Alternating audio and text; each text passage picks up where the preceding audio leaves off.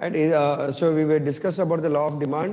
What do you mean by the law of demand? Whenever the price increases, the demand for the commodity will decrease, and whenever the price increases, the demand for the commodity will decrease. This is what we have discussed, and it is related to the price fall, and that's what price falls, the quantity demand rises, and price rise, the quantity demanded falls down. Okay, this is what we have discussed in the previous class also, right?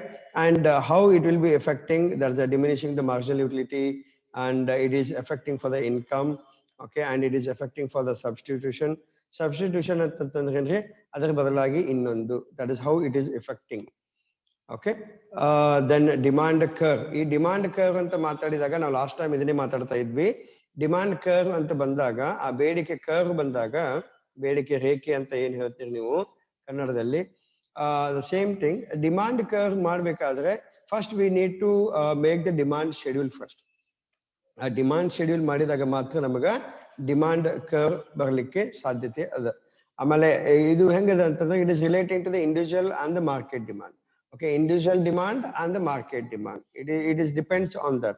ಈಗ ನಮ್ಮ ವೈಯಕ್ತಿಕ ಬೇಡಿಕೆ ಬೇರೆ ಇರ್ಬೋದು, ಆಮೇಲೆ ಮಾರುಕಟ್ಟೆ ಬೇಡಿಕೆ ಬೇರೆ ಇರ್ಬೋದು. So it is all depends. ಈಗ ನಮ್ದು ಪರ್ಸನಲ್ ಡಿಮಾಂಡ್ ಅಂತಂದ್ರೆ, if you talk about the individual demand, probably for the young age people your demand will be different, and the mid age people will the demand will be different, and the kids demand will be different. So it's all depends on that. You know that normally if you talk about the apparels, okay, ಬಟ್ಟೆ ನಾವು ಮಾತಾಡಿದಾಗ, ಬಟ್ಟೆ ಬಗ್ಗೆ ಮಾತಾಡಿದಾಗ ನೋಡ್ರಿ ನೀವು, ಎಷ್ಟು ಕಡಿಮೆ ಬಟ್ಟೆ ಇರ್ತದಲ್ಲ, ಅಂದ್ರೆ ಅರ್ಬಿ ಎಷ್ಟು ಕಡಿಮೆ ಇರ್ತದಲ್ಲ, ಅದ್ರ ಬೆಲೆ ಅಷ್ಟು ಜಾಸ್ತಿ ಇರ್ತದೆ. For example if you talk, you know that ನಮ್ಮ ದೊಡ್ಡವ್ರದ್ದು ಬಟ್ಟೆ, ಫಾರ್ ಎಕ್ಸಾಂಪಲ್ ಮೇಲ್ ಅಂತ ತಗೊಂಡಾಗ, ಈಗ ನಮ್ದು ಒಂದು ಪ್ಯಾಂಟ್ ಮತ್ತು ಒಂದು ಶರ್ಟ್ ನಮಗೆ ಅಂದಾಜು ಒಂದು 2,000 ರೂಪಾಯಿದಲ್ಲಿ ನಮಗೆ ಪ್ಯಾಂಟ್ ಶರ್ಟ್ ಬರ್ತದೆ. ಓಕೆ, ಬಟ್ ಅದನ್ನೇ ನೀವು ಸಣ್ಣ ಹುಡುಗರು ನೋಡ್ರಿ, ಅವ್ರದ್ದು 2,500 ರೂಪಾಯಿ ಮಟ್ಟ ಅದ, ಅವ್ರದ್ದೇನು ಕಡಿಮೆ ಆಗೋದಿಲ್ಲ. ಸೊ ಇದರ ಅರ್ಥ ಏನು, ಅವ್ರದ್ದು ಬೇಡಿಕೆ ಜಾಸ್ತಿ ಇರ್ತದೆ, ಅವ್ರದ್ದು ಡಿಮಾಂಡಿಂಗ್ ಜಾಸ್ತಿ ಇರ್ತದೆ.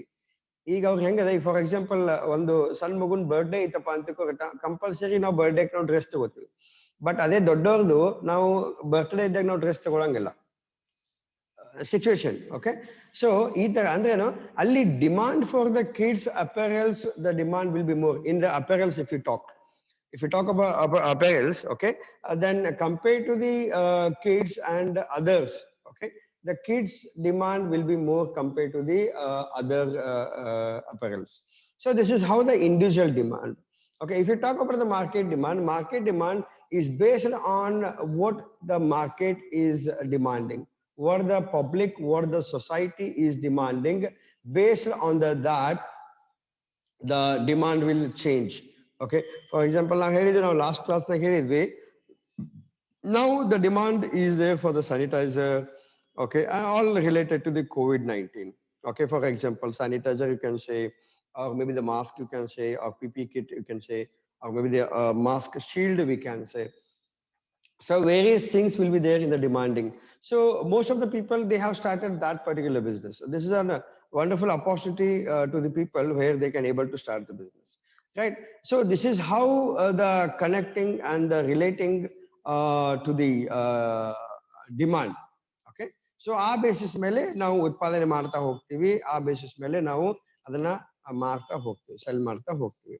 ಸೊ ಇವಾಗ hope, are you understood about these things, the concept of the law of demand? Can you reply please? Law of demand ಅಂತ ಕಾನ್ಸೆಪ್ಟ್ ನಿಮಗೆ ಅರ್ಥ ಆಗಿದೆ ಇಲ್ಲೋ? ಯಾರಿಗೆ ಅರ್ಥ ಆಗಿಲ್ಲ ದಯವಿಟ್ಟು ರಿಪ್ಲೈ ಮಾಡ್ರಿ, ಸರ್ ಐ ಡಿಂಟ್ ಅಂಡರ್ಸ್ಟ್ಯಾಂಡ್ ಅಂತ ಹೇಳಿ. ಓಕೆ, ಎಸ್, ಅರ್ಥ ಆದವರು ನೀವು ಇಮಿಡಿಯೇಟ್ ಆಗಿ ರಿಪ್ಲೈ ಮಾಡ್ತೀರಿ. ಯಾರಿಗೆ ಅರ್ಥ ಆಗಿಲ್ಲ ಸ್ವಲ್ಪ ಅವರು ನಮಗೆ ಬೇಕು. ಓಕೆ, ಇದರ್ಥ ಎಲ್ಲರೂ ಅರ್ಥ ಆಗ್ಯದ. Most of the people you are saying, ಯಾಕಂದ್ರೆ ಹಾರ್ಡ್ಲಿ ಇವತ್ತು 15 ಜನ ಮಾತ್ರ ಜಾಯ್ನ್ ಆಗಿರಿ. Okay, wonderful. Bhagya is saying once again. Bhagya, ಇಲ್ಲಿ ನೋಡ್ರಿ, ನಾವು ಮಾತಾಡ್ತಾ ಇರೋದು ಬೇಡಿಕೆ ಬಗ್ಗೆ. No no, don't worry Bhagya, don't say please. Okay, it's my duty to explain. ಇದು ನನ್ನ ಕರ್ತವ್ಯ ಇದೆ ನಿನಗೆ ತಿಳಿಸಿ ಹೇಳೋದು. ಈ ನಿನಗೊಬ್ಬಕ್ಕೆ ತಿಳಿಸಿ ಹೇಳೋದ್ರಿಂದ ಉಳ್ಕಿದವ್ರಿಗೆ ಎಲ್ಲರಿಗೆ ಅರ್ಥ ಆಗ್ತದೆ. ಇನ್ನೊಂದ್ಸಲ ಅರ್ಥ ಆಗಿದ್ರು ಕೂಡ ಇನ್ನೊಂದ್ಸಲ ಅರ್ಥ ಆಗ್ತದೆ, ಇದ್ರೊಳಗೇನು ತಪ್ಪಿಲ್ಲ. ಓಕೆ, ಸೊ ಫಸ್ಟ್ ಥಿಂಗ್ ಭಾಗ್ಯ ನಾನು ಕನ್ನಡದಾಗ ಹೇಳೋ ಇಂಗ್ಲಿಷ್ನಾಗ ಹೇಳೋ did I tell explain in English or the Kannada?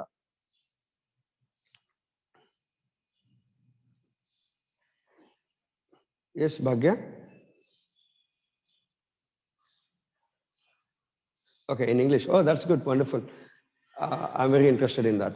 Okay, so here, you know that law of demand, what it says, whenever the price increases, the demand for the commodity will decrease. Okay, whenever the price for the commodity will increase, the demand for the commodity will decrease. ಇಲ್ಲಿ ನೋಡ್ರಿ ನಾವು ಇಲ್ಲಿ slide ಮೇಲೆ ತೋರಿಸ್ಲಿಕ್ಕೆ ನಾನು ನಿಮಗೆ ಈ demand ಅನ್ನೋದೇನಲ್ಲ, this demand is relating or the relationship between the price and the quantity demanded. Hope you remembered, Bhagya, in the first class we have discussed about the demand, second module, first class. That is, I have given the example of mango. Okay, so mango 1,000 ರೂಪಾಯಿಗೆ ಒಂದು dozen ಇದ್ದಾಗ ಎಷ್ಟು ಜನ ತಗೋತೀರಿ ಅಂತ ಕೇಳಿದ ತಕ್ಷಣ many people replied, sir, I don't want the mango because I can't afford that 1,000 rupees per dozen. Okay, then I said 500 rupees. Then only few people said, sir, okay, no problem, I'll go for a half dozen or maybe 6 pieces, something like that. And if I said there's a hardly 100 rupees per dozen, then many of your friends has replied, sir, I wanted 1 dozen, I wanted 2 dozen, I wanted 3 dozen. So what it means, simple, if the price comes down, okay, then our demand for the commodity will increase. Okay, if the price is high, then our demand for the commodity will decrease. Hope you are understanding what I'm saying. Hope you are following me. Right, ಇಲ್ಲಿ ನಾವು screen ಮೇಲೆ ಬರೆದಿರೋ ಪ್ರಕಾರನೇ ನೋಡ್ರಿ, as price falls for the commodity, ಇದನ್ನ ನೆನಪಿಟ್ಕೋರಿ ನೀವು ಬರಿಬೇಕಾದ್ರೆ. Price for the commodity, if price for the commodity falls, then definitely the demand for the commodity will rise. Okay, similarly, if price for the commodity will increase, then definitely demand for the commodity will decrease. So ಎಂದು ಇದು ಕೂಡುದಿಲ್ಲ, ಯಾವಾಗ ಕೂಡ್ತದ ಅಂತ ಹೇಳ್ತೀವಲ್ಲ, that is the equilibrium of the demand ಅಂತ ಹೇಳ್ತೀವಿ. Equilibrium ಎರಡು, okay, ಎರಡು at A time ಅಂದ್ರೆ ಪ್ರೈಸಿಗೆ ಕ್ವಾಂಟಿಟಿಗೆ ಅಷ್ಟೇ ಇರ್ತದ ಅಂತ ಅನ್ಲಿಕ್ಕೆ ಆ ಒಂದು ಸನ್ನಿವೇಶ ಬಂದೇ ಬರ್ತದೆ, ಅದು ಕೂಡದಿರ್ತದ. ಸೊ ಆ ಸನ್ನಿವೇಶಕ್ಕೆ ನಾವೇನ್ ಹೇಳ್ತೀವಿ, ಇಕ್ವಿಲಿಬ್ರಿಯಂ. ಅದು ಮುಂದೆ ಬರ್ತದೆ, ಅದ್ರ ಬಗ್ಗೆ ಮಾತಾಡೋದು ಬೇಡ, ಅದು ಸನ್ನಿವೇಶ ಬಂದಾಗ ಮಾತಾಡೋಣ ಅಂತ. ಈಗ ನಾವು ಮಾವಿನ ಹಣ್ಣು ಬಗ್ಗೆನೇ ಮಾತಾಡಿದ್ವಿ. 1,000 ರೂಪಾಯಿ ಇದ್ದಾಗ ನಾವು ಯಾರು ತಗೊಳ್ಳೋದಿಲ್ಲ ಅಂದ್ರೇನು, ದ ಪ್ರೈಸ್ ಹೆಚ್ಚಿಗಿದ್ದಾಗ ನಮ್ quantity of the demanded will be 0. Okay, ಅದೇ 500 ರೂಪಾಯಿ ಆದಾಗ, if the mango price is 500 rupees, then our demand will slightly increase. Okay, that is 0 ಇದ್ದಿದ್ದು ಒಂದು ಅರ್ಧ ಡಜನ್ ಕೊಡ್ರಿ ಅಂತ ಹೇಳ್ತೀವಿ. If the price for the mango comes down, that is maybe 100 rupees, then definitely our demand for the mango will increase. That will go for maybe 2 dozen or 3 dozen. If price comes 100 ರೂಪಾಯಿ ಇದ್ದದನ್ನ sudden ಆಗಿ 50 ರೂಪಾಯಿ dozen ಆಯ್ತಪ್ಪ ಅಂತ ತಿಳ್ಕೊರಿ, ನಾವೇನ್ ಮಾಡ್ತೀವಿ, 5 dozen ತಗೋತೀವಿ. 5 ರೂಪಾಯಿ ಇದ್ದಾಗ 5 ಡಜನ್, 500 ರೂಪಾಯಿ ಇದ್ದಾಗ 0. ಸುಮ್ಮನೆ ಒಂದು ಎಕ್ಸಾಂಪಲ್ ಹೇಳಿಕತ್ತೀನಿ ನಾನು. ಓಕೆ, 500 ರೂಪಾಯಿ ಇದ್ದಾಗ ಈಗ ನಾವು ಹೇಳೋಣ, ಓಕೆ, ಇದು ಪ್ರೈಸ್. ಹಾಗೆ ನನ್ನ ನೋಡ್ತಾ ಇರಿ ನೀವು.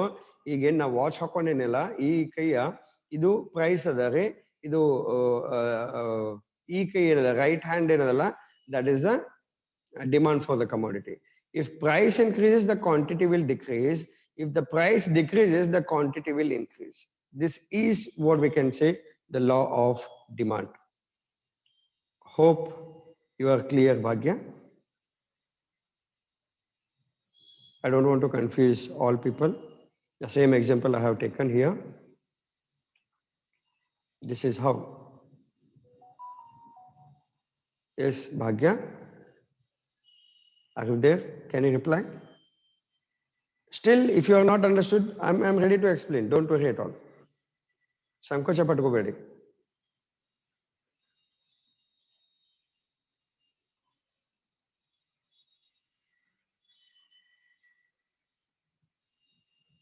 Yes, Bhagya, are you there?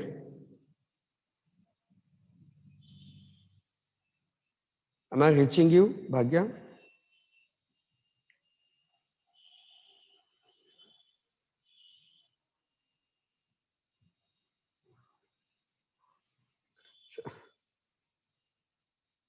Okay, ಬೆಲೆ ಓಕೆ, ಕನ್ನಡದಾಗ ಹೇಳುವಂತೆ ಒಂದಷ್ಟು ಜನ ಹೇಳಿದರು. ಬೆಲೆ ಹೆಚ್ಚಿಗೆ ಆದಾಗ ನಮ್ಮ ಬೇಡಿಕೆ ಕಡಿಮೆ ಆಗುತ್ತೆ. ಓಕೆ, ಬೆಲೆ ಕಡಿಮೆ ಆದಾಗ ನಮ್ಮ ಬೇಡಿಕೆ ಹೆಚ್ಚಿಗೆ ಆಗುತ್ತೆ.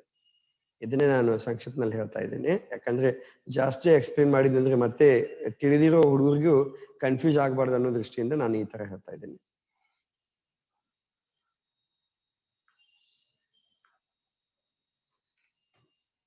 S, Swati Dash, right? ಸ್ವಾತಿ ದಾಶ, ನಾನು ನಿನಗೆ ಹೇಳ್ತಾ ಇದ್ದೀನಮ್ಮ, ನೀನು ಕನ್ನಡದಲ್ಲಿ ಹೇಳು ಅಂತ ಹೇಳಿದೆ. ಈಗ ಬೇಡಿಕೆ ಬೇಡಿಕೆ ಅನ್ನೋದು ಲಾ ಆಫ್ ಡಿಮಾಂಡ್ ಅಂತ ಏನ್ ಹೇಳ್ತೀವಲ್ಲ, ಈ ಬೇಡಿಕೆ ಹೆಂಗೆ ವರ್ಕ್ ಆಗ್ತದೆ ಅಂತಂತಂದ್ರೆ, ಇದು ಮತ್ತು ಬೆಲೆ ಮತ್ತು ಬೇಡಿಕೆ ಸಂಬಂಧ ಪಟ್ಟದ್ದಿರ್ತದ. ಆ ಬೆಲೆ ಹೆಚ್ಚಿಗಾದಾಗ ಬೇಡಿಕೆ ಕಡಿಮೆ ಆಗುತ್ತೆ, ಹಾಗೆ ಬೆಲೆ ಕಡಿಮೆ ಆದಾಗ ಬೇಡಿಕೆ ಹೆಚ್ಚಿಗೆ ಆಗುತ್ತೆ. ಸೊ ಇದಕ್ಕೆ ನಾವು ಲಾ ಆಫ್ ಡಿಮಾಂಡ್ ಅಂತ ಹೇಳ್ತೀವಿ. ಅದನ್ನೇ ನಾನು ಎಕ್ಸಾಂಪಲ್ ಮ್ಯಾಂಗೋದ್ದು ನಾನು ಕೊಟ್ಟೆ ನಿಮಗೆ, ನೀವು ಯಾವ್ದಾದ್ರು ಎಕ್ಸಾಂಪಲ್ ನೀವು ತಗೋಬಹುದು. ಅರ್ಥ ಆಗಿದೆನಾ?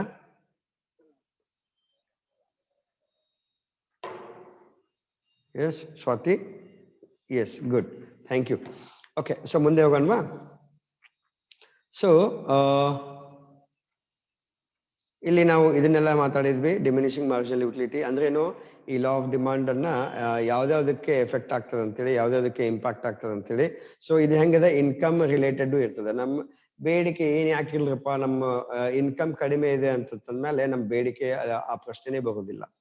ಓಕೆ, ಆಮೇಲೆ ಡಿಮಿನಿಷಿಂಗ್ ಮಾರ್ಜಿನಲ್ ಯುಟಿಲಿಟಿ ಅಂತ ಹೇಳಿದಾಗ ನಾವು ಸ್ಯಾಟಿಸ್ಫ್ಯಾಕ್ಷನ್ ಅಂತೇಳಿ ಮಾತಾಡಿದ್ವಿ. ನೆನಪಿರ್ಬೋದು, ಜಾಮೂನ್ ಬಗ್ಗೆ ಮಾತಾಡಿದ್ವಿ, ಜಿಲೇಬಿ ಬಗ್ಗೆ ಮಾತಾಡಿದ್ವಿ. ಸೊ ಒಂದು ಲಿಮಿಟ್ ಇದೆ. ನಿಮ್ಗೆ ಇಷ್ಟ ಇರುವಂತ ಒಂದು ಪದಾರ್ಥ ತಗೊಳ್ಳಿ. ನೀವು ಜಾಮೂನ್ ಅಂತ ತಗೊಂಡಾಗ ಜಾಮೂನ್ ಇಷ್ಟಪಟ್ಟಿರಿ ಅಂತ ತಿಳ್ಕೊಂಡು ನಿಮಗ 1, 2, 3 ತಿನ್ಬೋದು. ಆ 3ಕ್ಕಿಂತ ಬೇಡ, 5ಕ್ಕಿಂತ ಒಂದು ಲಿಮಿಟ್ ಇರ್ತದೆ. ಆ ಲಿಮಿಟ್ ಮೇಲೆ ನಾವು ಜಾಸ್ತಿ ತಿಂದ್ರೆ ಆ ಬೇಡಿಕೆ, ಅದರ ಮೇಲಿಂದ ಆಸಕ್ತಿ ಏನದಲ್ಲ ಅದು ಕಡಿಮೆ ಆಕ್ಕೊತ ಹೋಗ್ತದೆ. ಸ್ಯಾಟಿಸ್ಫ್ಯಾಕ್ಷನ್ ಅನ್ನೋದು ಕಡಿಮೆ ಆಕ್ಕೊತ ಹೋಗ್ತದೆ.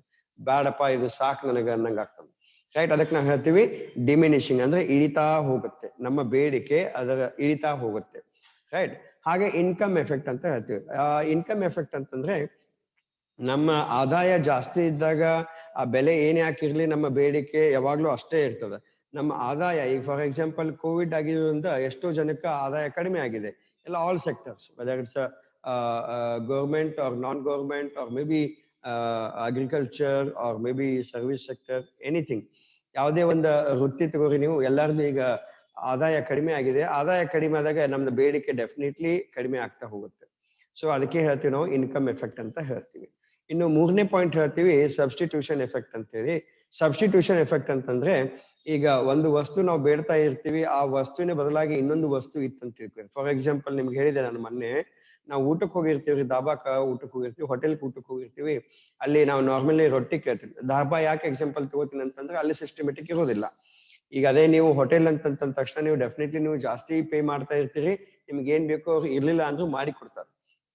ಬಟ್ ಧಾಬಾದಾಗ ಹೆಂಗದ ಅಂತಂದ್ರೆ, ಈಗ ನೀವು ರೊಟ್ಟಿ ಕೇಳ್ತೀರಿ, ಈಗ ಸರ್ ರೊಟ್ಟಿ ಇಲ್ಲ ರೀ, ಇವತ್ತು ಎಲ್ಲ ಖಾಲಿ ಆಗಿದ್ರಿ, ಹಿಟ್ಟ ಚಪಾತಿ ಅದ ರೀ. ಸೊ ನಾವೇನ್ ಮಾಡ್ತೀರಿ, ಚಪಾತಿ ಅಂತೀರಿ. ನಿಮಗೇನ ಪಲ್ಯ ಜೊತೆ ರೊಟ್ಟಿ ಅಥವಾ ಚಪಾತಿ ಅಥವಾ ಖಡಕ್ ರೊಟ್ಟಿ, anything is okay for you. So that's the reason we are saying that substitution ಅಂದ್ರೆ ಏನು, ಅದರ ಬದಲಾಗಿ ಅದು ಇದ್ದಾಗ. ಈಗ ರೊಟ್ಟಿ ನೀವು ಬೇಡಿಕೆ ಕೇಳಿರ್ತೀರಿ, ರೊಟ್ಟಿ ಬದಲಿ ಚಪಾತಿ ಅಂತ ಹೇಳ್ತಾನವ. ಸೊ ಅಲ್ಲಿ ಏನಾಗ್ತದೆ, ರೊಟ್ಟಿದು ಬೇಡಿಕೆ ಕಡಿಮೆ ಆಗ್ತದ, ಚಪಾತಿಯ ಬೇಡಿಕೆಯನ್ನು ಹೆಚ್ಚಿಗೆ ಮಾಡ್ತೀವಿ ನಾವು. ಸೊ ಈ ಒಂದು ಸಬ್ಸ್ಟಿಟ್ಯೂಷನ್ ಇದ್ದಾಗ ಈ ಒಂದು ತಾರತಮ್ಯ ಬರ್ಲಿಕ್ಕೆ ಸಾಧ್ಯತೆ ಅದ. ಓಕೆ, ಸೊ ಅದೇ ತರ ಓಕೆ, ಡಿಮಾಂಡ್ ಕರ್ವ್ ಅಂತ ಹೇಳಿದ್ವಿ.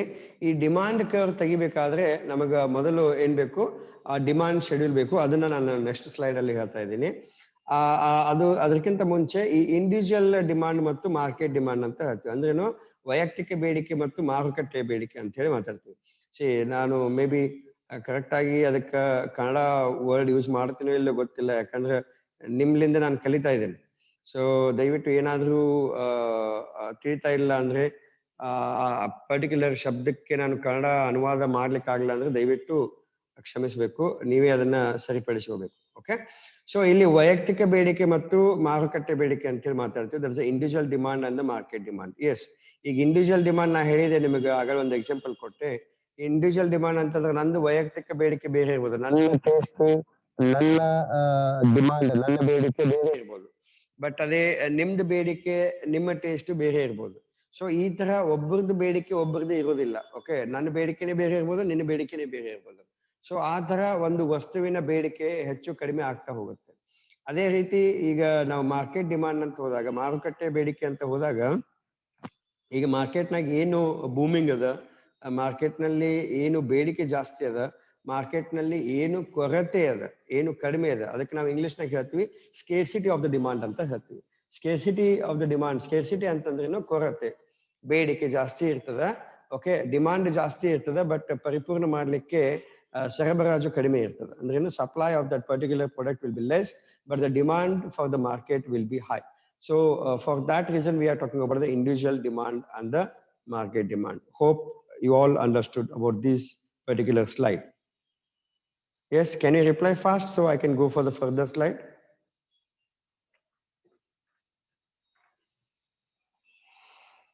Yes, okay, good Vinayak, that's good. See, if you are not understood, please let me know. ನಿಮ್ಗೆ ಅರ್ಥ ಆಗ್ಲಿಲ್ಲ ಅಂತಂದ್ರೆ, ತಿಳಿತಾ ಇಲ್ಲ ಅಂತಂದ್ರೆ, ಯಾವ್ದಾದ್ರು ಶಬ್ದ ಇದ್ರೊಳಗಡೆ ನನಗೆ ದಯವಿಟ್ಟು ರಿಪ್ಲೈ ಮಾಡ್ರಿ, ನಾನು ಅದನ್ನ ನಿಮಗೆ ತಿಳಿಸ್ಲಿಕ್ಕೆ ಪ್ರಯತ್ನ ಮಾಡ್ತೀನಿ. ರೈಟ್, ಸೊ ನೆಕ್ಸ್ಟ್ ಸ್ಲೈಡ್ ಹೋಗೋಣವಾ? ಓಕೆ, ಸೊ ಇಲ್ಲಿ ಬಂದ್ಬಿಡ್ತು. ಇಲ್ಲಿ ನೋಡ್ರಿ, ಸೈಡ್ ಏನು ಕಾರ್ನ್ ಅಂತ ಹಾಕಿದೀವಿ ನಾವು. ಕಾರ್ನ್ ಅಂದ್ರೆ ಏನ್ರಿ, ಮೆಕ್ಕಿತೆನಿ ಅಂತ ಹೇಳ್ತೀವಿ ನಾವು. ರೈಟ್, ಸೊ ಇಲ್ಲಿ ಪಿ ಮತ್ತು ಕ್ಯೂ ಡಿ ಅಂತ ಇದೆ. Okay, price of the corn, that's a ಪ್ರಿ, ಓ ಅಂಡ್ ಕ್ಯೂ ಅಂತೇಳಿ ನಾವು ಚಾರ್ಟ್ ಹಾಕಿದೀವಿ. ಸೊ ಇಲ್ಲಿ ನಾವು ಶೆಡ್ಯೂಲ್ ಅಂತ ಏನ್ ಹೇಳಿದ್ನಲ್ಲ ಆಗಲೇ, ಈ ಎಲ್ಲೋ ಏನು ಸರ್ಕಲ್ ಹಾಕಿದೀನಲ್ಲ, ಸೊ ಆ ಒಂದು ಸನ್ನಿವೇಶದಾಗ ಇದು ಏನದ, ಪಿ ಅನ್ನೋದೇನದ, ಇದು ಪ್ರೈಸು, ಮತ್ತು ಕ್ಯೂ ಡಿ ಅನ್ನೋದೇನದಲ್ಲ, that's a quantity for the demanded, demand for the quantity ಅಂತ ಹೇಳ್ತೀವಿ ನಾವು. ಓಕೆ, ಆ ವಸ್ತುವಿನ ಬೇಡಿಕೆ, ಆ ವಸ್ತುವಿನ ಮೇಲೆ ಹೋಗ್ತದ ಬೇಡಿಕೆ. ರೈಟ್, ಇಲ್ಲಿ ನಾವು ಮಾತಾಡ್ತಾ ಇರೋದು ಮೆಕ್ಕಿತೆನಿ ಅಂತ ಏನ್ ಹೇಳ್ತೀವಿ, ಮೆಕ್ಕೆಜೋಳ ಅಂತ ಏನ್ ಹೇಳ್ತೀವಲ್ಲ, ಅದ್ರ ಬಗ್ಗೆ ಮಾತಾಡ್ತಾ ಇರೋದ್ವಿ. ಸೊ ಇಲ್ಲಿ 5 ರೂಪಾಯಿ ಇದ್ದಾಗ ನಾವು 10 ಬೇಡಿಕೆನ ತಗೋತೀವಿ. ಅಂದ್ರೇನು, ಒಂದು ಮೆಕ್ಕಿತೆನಿಗೆ 5 ರೂಪಾಯಿ ಇತ್ತಪ್ಪ ಅಂದ್ರ ನಾವು 10 ಮೆಕ್ಕಿತೆನಿ ನಾವು ತಗೋತೀವಿ. If the price is 5 rupees for the corn, then we are going to demand for the 10 quantity of the corn. Okay, simultaneously, if the price comes down or comes down, that's a 4 rupees, then definitely our demand will be 20. Then if the price is 3 rupees, then 35, then 2 rupees 55, and if it is a 1 rupees, that's a 80. ಸುಮ್ಮನೆ ಒಂದು randomly ತಗೊಂಡಿವಿ, ಅದಕ್ಕೇನು particular link ಅಂತ ಇರೋದಿಲ್ಲ.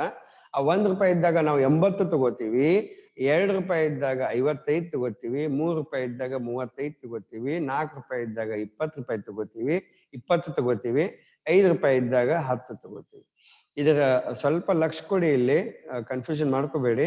ಈ price ಒಂದೇ ನೋಡ್ರಿ, quantity demanded ನೋಡ್ಕೊಳಿಕ್ ಹೋಗ್ಬೇಡ್ರಿ. Price ಒಂದೇ ಲಕ್ಷದಲ್ಲಿ 5 ರೂಪಾಯಿ ಇದ್ದಿದ್ದು 4 ರೂಪಾಯಿ ಆಯ್ತು, 4 ರೂಪಾಯಿ ಇದ್ದಿದ್ದು 3 ರೂಪಾಯಿ ಆಯ್ತು, 3 ರೂಪಾಯಿ ಇದ್ದಿದ್ದು 2 ರೂಪಾಯಿ ಆಯ್ತು, 2 ರೂಪಾಯಿ ಇದ್ದಿದ್ದು 1 ರೂಪಾಯಿ ಆಯ್ತು. ಏನು, ಮೆಕ್ಕಿತೆನೆ ಬೆಲೆ, ಒಂದು ಮೆಕ್ಕಿತೆನೆಗೆ.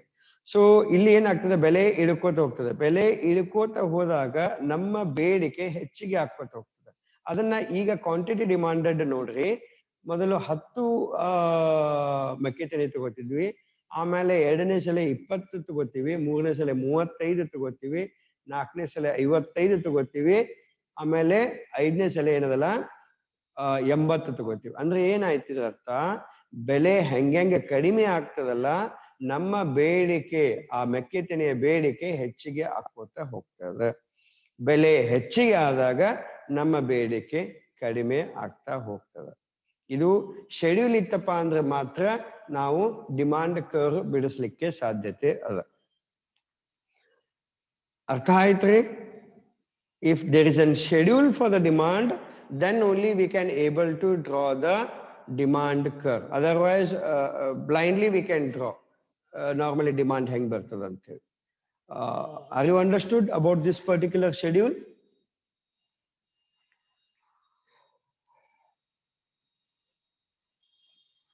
Yes guys, okay, good, wonderful. Very good. C ಯಾರು ರಿಪ್ಲೈ ಮಾಡಿಲ್ಲ ಅವರು ರಿಪ್ಲೈ ಮಾಡ್ರಿ ಅಂದ್ರೆ ನನಗೆ ಗೊತ್ತಾಗ್ತದೆ. ಬಟ್ ದಯವಿಟ್ಟು ಅಂಡರ್ಸ್ಟುಡ್ ಅನ್ನೋದಕ್ಕಿಂತ ಯಾರಿಗಾದ್ರೂ ತಿಳಿದೇ ಇದ್ರೆ ದಯವಿಟ್ಟು ಅದನ್ನು ವ್ಯಕ್ತಪಡಿಸಿ. ಯಾಕಂದ್ರೆ ನನ್ನ ಫ್ರೆಂಡ್ ಎಸ್ ಸರ್ ಅಂತಂದಾಗ ಎಸ್ ಅಂತಂದಾನ. ಸೊ ನಾನು ನೋವು ಅಂದ್ರೆ ಅಸಹ್ಯ ಆಗ್ತದೆ ಅಂತೇಳಿ ದಯವಿಟ್ಟು ಇದನ್ನ ತಲೆಯಲ್ಲಿ ಇಟ್ಕೊಳ್ಬೇಡ್ರಿ. ಕಲಿಬೇಕಾದ್ರೆ ದಯವಿಟ್ಟು ಈ ಅಸಹ್ಯ ಅನ್ನೋದು ತೆಗೆದು ಹಾಕಿದ್ರೆ ಮಾತ್ರ ನಾವು ಕಲಿಲಿಕ್ಕೆ ಸಾಧ್ಯತೆ ಅದು. Okay, someone replied. Okay, Lata is saying if price is five minds, we take only 10. That means okay means another. If price 5 means we take only 10. That means if price is more, demand is less. Yes, exactly. ನೀನೇನು ಹೇಳಿದಲ್ಲಮ್ಮ correct ಆಗಿದೆ ಲತಾ. ಬೇಡಿಕೆ ಅಂದ್ರೆ if price is 5 rupees, then quantity of the product will be 10. That means what you are talking, that is if the price is more, then demand will be less. Exactly the same thing what I said. Right, hope you all understood. Then hardly 10 minutes is there, we'll go further if you permit me. Okay, similarly ನೋಡ್ರಿ ಇಲ್ಲಿ ನಾನು plots ಮಾಡ್ತಾ ಇದ್ದೀನಿ. Okay, ಅಂದ್ರೆ dot ಕೊಡ್ತಾ ಇದ್ದೀನಿ ಎಲ್ಲೆಲ್ಲಿ ಏನೇನು ಅಂತ ಹೇಳಿ. ರೈಟ್, ಸೊ ಎರಡನೇ ಪಾಯಿಂಟ್, ಈ ಪಿ ಅನ್ನೋದು ಏನಲ್ಲ, ನಾವು ಪ್ರೈಸ್ ಅನ್ನ ಬರ್ಕೋಬೇಕು. ಏನು ಹಾರಿಜಾಂಟಲ್ ಏನು ಇದೆ ಅಲ್ಲ ಲೈನು, ಅಲ್ಲಿ 1 2 3 4 5 ಅಂತ ಮಾಡ್ಕೋಬೇಕು. ಸಿಮಿಲರ್ಲಿ ಗ್ರಾಫ್ ಅಂದ ತಕ್ಷಣ ನೀವು ಫಸ್ಟ್ 0 to 1 ಏನು ಡಿಸ್ಟೆನ್ಸ್ ತಗೊಂಡಿರ್ತೀರಲ್ಲ, ಅದೇ ತರ 1 to 2, 2 to 3, 4 to 5 ತಗೋಬೇಕು. ಓಕೆ, ಈಗ 35 ಅಂತ ಬಂದಾಗ ಬೇಡ 3.5 ರೂಪಾಯಿ, 3.5 rupees ಅಂತ ಬಂದಾಗ ಇನ್ ಬಿಟ್ವೀನ್ ಬರ್ತದ್ರಿ. ಬಟ್ ನೀವು ಡಾಟ್ಸ್ ಹಾಕೋಬೇಕಾಗಿದ್ದು ಈಕ್ವಲ್ಲೇ ಹಾಕೋಬೇಕು.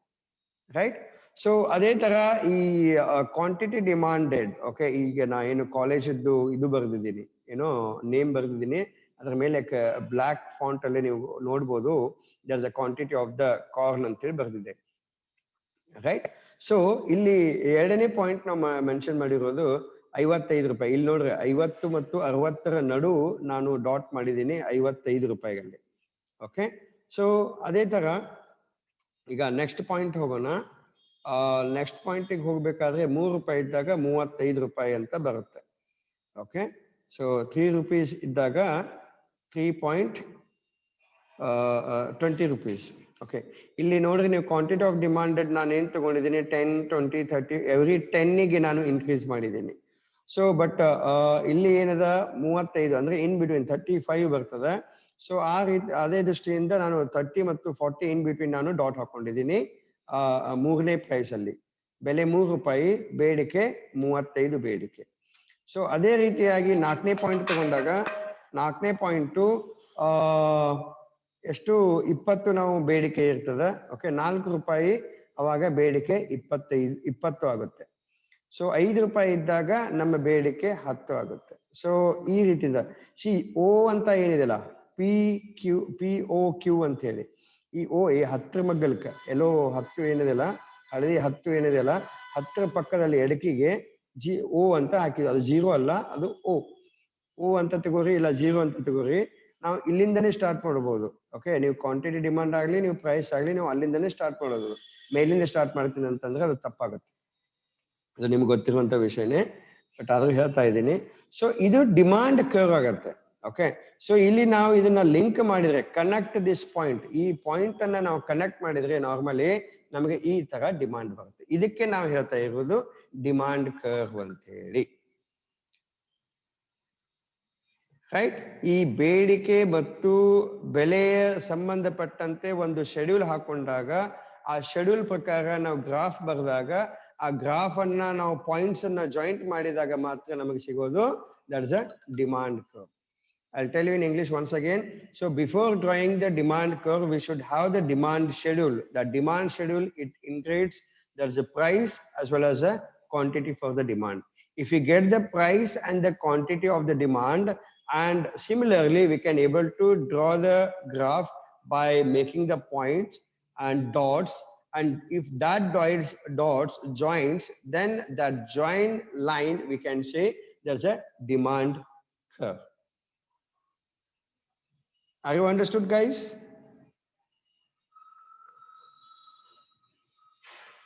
This demand curve, are you understood? Okay, good. Vinayak, Swati, okay, Prajwal. Okay, only a few. What about others? Okay, Preetham. See, I want the reply from the science students because commerce students you have already studied. Probably you will feel bored also. Okay. ನಿಮಗೆ ಬೇಜಾರು ಆಗ್ತಾ ಇರ್ಬೋದು. ಏನಪ್ಪಾ ಇದು ಹೇಳಿದ್ದೆ ಹೇಳಿಕೆತ್ತಾಗ ನಾವು already ಕಲ್ತೀವಿ, ಇಷ್ಟು confusion ಮಾಡಿ ಹೇಳ್ತಾ ಇದ್ದಾರೆ ಅಂತ ಅನ್ಬೋದು. ಕನ್ಫ್ಯೂಷನ್ ಮಾಡ್ತಾ ಇಲ್ಲ ನಾನು. I am just trying to clear for those science students. Nagesh, understood, sir. Okay, good. So, Lata is understood. Very good. Okay. What if demand increases? ಈಗ ಬೇಡಿಕೆ ಹೆಚ್ಚಿಗೆ ಆಯ್ತಪ್ಪ ಅಂತಂದ್ರೆ ಹೆಂಗ್ರಿ? ಓಕೆ, ಬೇಡಿಕೆ ಹೆಚ್ಚಿಗೆ ಆದಾಗ ಏನಾಗ್ತದೆ ನೋಡೋಣ. ಇದೆಲ್ಲ ಈ 10 ರೂಪಾಯಿ 10 ಬೇಡಿಕೆ ಇದ್ದಿದ್ದು 30, ಯಾಕಂದ್ರೆ ನಿಮ್ದು ಇನ್ಕಮ್ ಹೆಂಗ್ ಹೆಚ್ಚಿಗೆ, ಪ್ರೈಸ್ ಅಷ್ಟೇ ಇರ್ತದ್ರಿ. ನಿಮ್ಮ ಬೇಡಿಕೆ ಅಂದ್ರೆ ನಿಮ್ಮ ಆದಾಯದ ಮೇಲೆ ನಿಮ್ಮ ಬೇಡಿಕೆ ಹೆಚ್ಚಿಗೆ ಹಾಕೋತ ಹೋಗ್ತದೆ. ಸೊ ಅವಾಗ ಏನಾಗ್ತದ, 10 ಬೇಡಿಕೆ ಇದ್ದಾಗ ಬೆಲೆ ಒಂದೇ ಅದ, ಬೆಲೆ 5 ರೂಪಾಯಿ 4 ರೂಪಾಯಿ 3 ರೂಪಾಯಿ 2 ರೂಪಾಯಿ 1 ರೂಪಾಯಿನೇ ಅದ, ಏನು ಒಂದು ಮೆಕ್ಕೆತೆನೆಗೆ. ಬಟ್ ಮೆಕ್ಕೆಜೋಳ ಅನ್ರಿ, ನೀವು ಮೆಕ್ಕೆತೆನೆ ಅನ್ರಿ, ಇಂಗ್ಲಿಷ್ ಒಳಗೆ ನಾವು ಕಾರ್ನ್ ಅಂತೀವಿ. ಮೊದಲ ಬೇಡಿಕೆ 10 ಇತ್ತು, ಈಗ 30 ಆಯ್ತು. ಯಾಕ? ನಿಮ್ಮ ಆದಾಯ ಜಾಸ್ತಿ ಆಗ್ಯದ, ನಿಮ್ಮ ಏನು ಪ್ರಾಫಿಟ್ ಜಾಸ್ತಿ ಆಗ್ಯದ, ಇನ್ಕಮ್ ಜಾಸ್ತಿ ಆಗ್ಯದ, ಸ್ಯಾಲರಿ ಜಾಸ್ತಿ ಆಗ್ಯದ, ಇನ್ಕ್ರೀಸ್ ಆಗ್ಯದ. ನಿಮ್ ಸ್ಯಾಲರಿ ಇನ್ಕ್ರೀಸ್ ಆದಾಗ ಈ 30 ಆಯ್ತು, 40 ಆಯ್ತು, 60 ಆಯ್ತು, 80 ಆಯ್ತು. 55 ಇದ್ದಲ್ಲಿ 80, 10 ಇದ್ದಲ್ಲಿ 30, ಮುಂದೆ 1 ರೂಪಾಯಿ ಇದ್ದಲ್ಲಿ ಅನ್ಲಿಮಿಟೆಡ್ ಅಂತ ನಾವು ಹೇಳ್ತೀವಿ. ಸೊ ಈ ತರ ಇನ್ಕ್ರೀಸ್ ಆದಾಗ, ಇನ್ಕ್ರೀಸ್ ಆಫ್ ಡಿಮಾಂಡ್ ಇನ್ಕ್ರೀಸ್ ಆದಾಗ ಇದು demand curve right side shift ಆಗುತ್ತೆ. ಓಕೆ, ಡಿಮಾಂಡ್ ಇನ್ಕ್ರೀಸ್ ಆದಾಗ ರೈಟ್ ಸೈಡ್ ಶಿಫ್ಟ್ ಆಗುತ್ತೆ. ಸೊ ಇದಕ್ಕೆ ನಾವೇನ್ ಹೇಳ್ತೀವಿ, ಇನ್ಕ್ರೀಸ್ ಇನ್ ದ ಡಿಮಾಂಡ್ ಅಂತ ಹೇಳ್ತೀವಿ. ಬೆಲೆ ಅಷ್ಟೇ ಅದ ರೀ, ನೆನಪಿರ್ಲಿ, ಬೆಲೆ ಅಷ್ಟೇ ಅದ. ಬೇಡಿಕೆ ಹೆಚ್ಚಿಗೆ ಯಾಕೆ ಆಗ್ತದೆ ಅಂತಂದ್ರೆ ನಿಮ್ಮ ಆದಾಯ ಹೆಚ್ಚಿಗೆ ಆದಾಗ, ಅದಕ್ಕೆ ನಾವು ಹೇಳ್ತೀವಿ various factors for increasing the demand ಅಂತೇಳಿ ಮಾತಾಡ್ತೀವಿ. ಆ ಸಂದರ್ಭ ಬಂದಾಗ ನಾನು ನಿಮ್ಗೆ ಎಕ್ಸ್ಪ್ಲೇನ್ ಮಾಡ್ತೀನಿ ಏನದ ಅಂತ ಹೇಳಿ. ಅಂದ್ರೆ ಯಾವ್ಯಾವ ಸನ್ನಿವೇಶಕ್ಕೆ ನಮ್ಮ ಬೇಡಿಕೆ ಹೆಚ್ಚಿಗೆ ಆಗ್ತದೆ. ಬೆಲೆ ಅಷ್ಟೇ ಇರ್ತದ್ರಿ, ಬೆಲೆ ಬದಲಾವಣೆ ಆಗೋದಿಲ್ಲ, ಬಟ್ ಬೇಡಿಕೆ ಹೆಚ್ಚು ಕಡಿಮೆ ಆಗ್ತಾ ಇರ್ತದೆ. ಯಾಕೆ ಹೆಚ್ಚು ಕಡಿಮೆ ಆಗ್ತಾ ಇರ್ತದೆ ಅಂತಂದ್ರ ನಮ್ಮ ಆದಾಯ ಹೆಚ್ಚಿಗಾದಾಗ ನಮ್ಮ ಬೇಡಿಕೆ ಹೆಚ್ಚಿಗೆ ಆಗ್ಬೋದು. ಬೇಡ ನಮ್ಮ ಮನೆಯಲ್ಲಿ ಒಂದು 50 ಮಂದಿ ಬೇಡ, 20 ಮಂದಿ ಬೇಡ, 5 ಮಂದಿ ಹೆಚ್ಚಿಗೆ ಜನ ಬಂದ್ರಪ್ಪ ಅಂದ್ರೆ ನಾವು ಅಡಿಗೆ ಮಾಡುವಂತದ್ದು ಹೆಚ್ಚಿಗೆ ಆಗ್ಬೋದು. ಸೊ ಈ ತರ ಮೇ ಬಿ ನನಗ ಏನು ಪ್ರೀತಿಯ ಒಂದು ಪ್ರಿಯವಾದ ಒಂದು ಪದಾರ್ಥ ಇರ್ತದ, ಡಿಶ್ ಇರ್ತದ, ಸೊ ಅಲ್ಲಿ ಹೆಚ್ಚಿಗೆ ಆಗ್ಬೋದು. ಫಾರ್ ಎಕ್ಸಾಂಪಲ್ ಈಗ ಸ್ವಾತಿಗೆ ಏನು ಮೆಕ್ಕಿತೆನೆ ಅಂದ್ರೆ ಬಹಳ ಇಷ್ಟ ರೀ. ಅವಾಗ 5 ರೂಪಾಯಿ ಇದ್ದಲ್ಲೇ 10 ತಗೋಬೇಕು ಅಂತ ನಾವು ಮಾತಾಡ್ತೀವಿ ಆಕ್ಚುಲಿ. ಬಟ್ ಆಕೆ ಏನ್ ಮಾಡ್ತಾಳ, ಬಹಳ ಆಕಿಗೆ ಇಷ್ಟ ಏನು ಸ್ವಾತಿಗೆ. ಸುಮ್ನೆ ಒಂದು ಎಕ್ಸಾಂಪಲ್ ತಗೊಳಕತ್ತೀನಿ, don't worry about the Swati, don't think different.